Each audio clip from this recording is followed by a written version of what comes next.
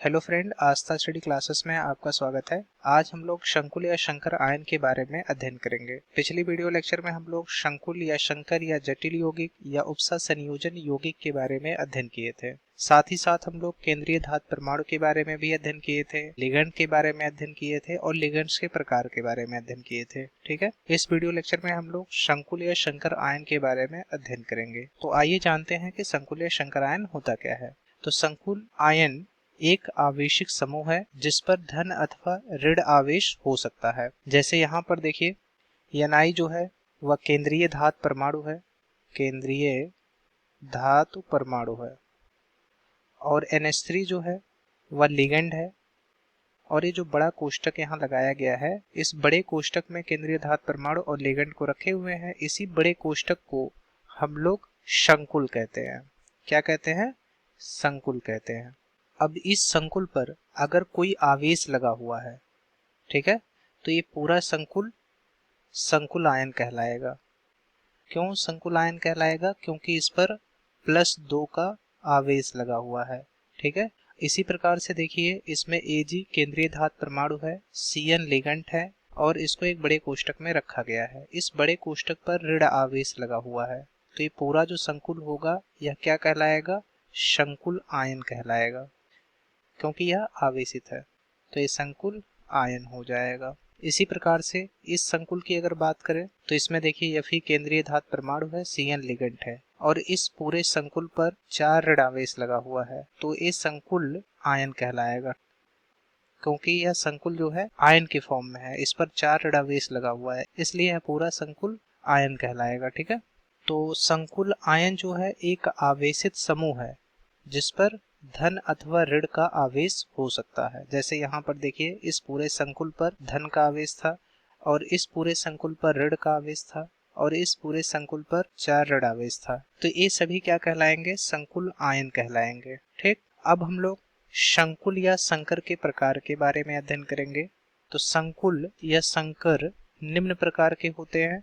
पहला जो है वह धनायनिक संकुल या धनात्मक संकुल होता है, दूसरा जो है वह ऋणायनिक या ऋणात्मक संकुल होता है, और तीसरा जो संकुल होता है वह उदासीन संकुल होता है। देखिए, यहाँ पर ध्यान देने वाली बात यह है कि यहाँ संकुल या संकर आयन की बात नहीं किया गया है, यहाँ संकुल या संकर के प्रकार के बारे में बात किया गया है। तो संकुल या संकर के प्रकार में धनायनिक संकुल आ सकते हैं, ऋणायनिक संकुल आ सकते हैं, उदासीन संकुल आते हैं। ठीक है, अब हम लोग इसके बारे में एक एक करके पढ़ेंगे। तो पहला जो था वह धनायनिक संकुल या धनात्मक संकुल था, जिसे हम लोग कैटायनिक कॉम्प्लेक्स कहते हैं। तो ऐसा संकुल जिस पर धनावेश होता है धनायनिक या धनात्मक संकुल कहलाता है। ठीक, तो अगर कोई संकुल है उस पर धन आवेश है तो वह संकुल धनात्मक संकुल कहलाता है या धनायनिक संकुल कहलाता है। जैसे यहाँ पर देखिए, SCO का होल 6 और इस पूरे संकुल पर धन आवेश लगा हुआ है, तो ये पूरा संकुल धनावेशित संकुल कहलाएगा। इसमें CO जो है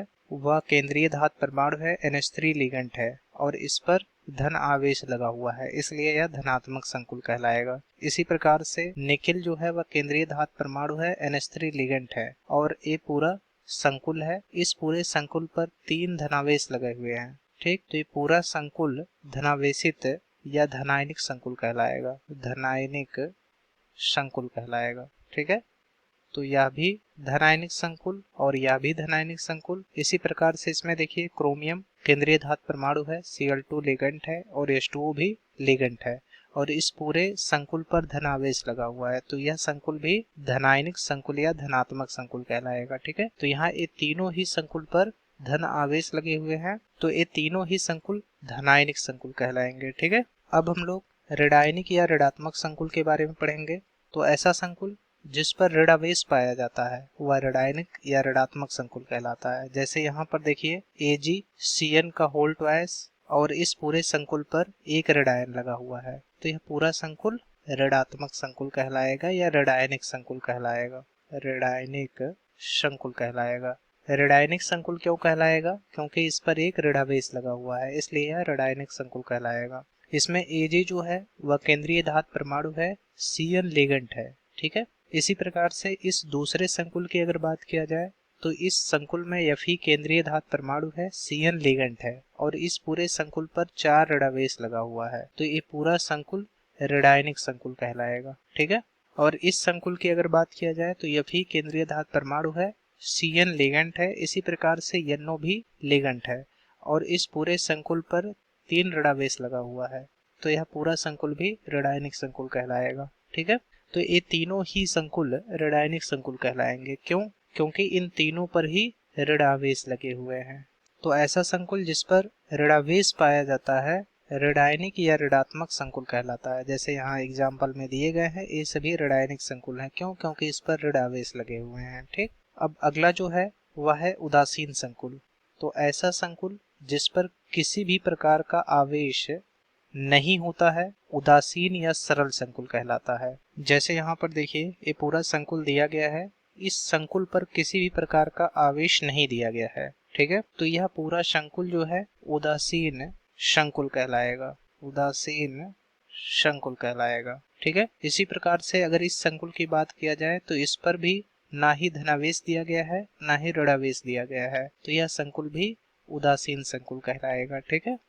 तो आज हम लोग संकुल या संकर आयन के बारे में पढ़ें। तो संकुल आयन जो होता है वह एक आवेशिक समूह होता है जिस पर धन अथवा ऋणावेश हो सकता है। जैसे यहाँ पर देखिए ये संकुल जो है इस पर धनावेश लगा हुआ है, इसी प्रकार से ये जो संकुल यहाँ पर दिया गया है उस पर ऋणावेश लगा हुआ है। इसी प्रकार से यहाँ जो संकुल दिया गया है उस पर 4 ऋणावेश लगा हुआ है। तो संकुल या संकर आयन जो होते हैं उस पर धन या ऋण आवेश लगे हुए हैं, तो वह संकुल या संकर आयन कहलाएगा। ठीक है। अगला टॉपिक जो हम लोग पढ़े हैं वह संकुल या संकर के प्रकार पढ़े हैं। तो संकुल या संकर जो होते हैं वह निम्न प्रकार के होते हैं। पहला जो होता है वह धनायनिक संकुल होता है, दूसरा जो होता है ऋणायनिक संकुल होता है और तीसरा उदासीन संकुल होता है। तो ऐसा संकुल जिस पर धनावेश होता है धनायनिक या धनात्मक संकुल कहलाता है। जैसे यहाँ देखिए इन सब संकुलों पर धन आवेश पाया गया है। जैसे यहाँ 1 धनावेश है, यहाँ 3 धनावेश है और यहाँ पर भी 1 ही धनावेश है। तो ये सभी संकुल धनायनिक संकुल या धनात्मक संकुल कहलाएंगे। ठीक है।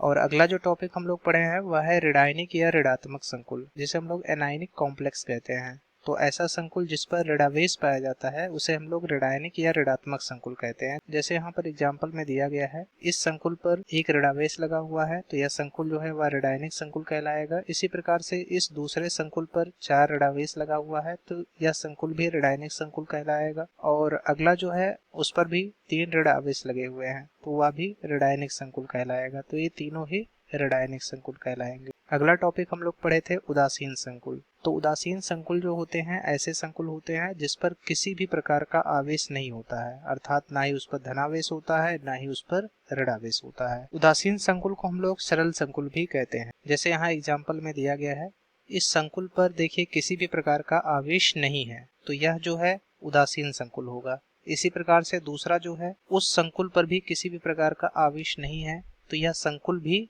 उदासीन संकुल कहलाएगा। ठीक है। आई होप आपको ये पूरा समझ में आ गया होगा। धन्यवाद।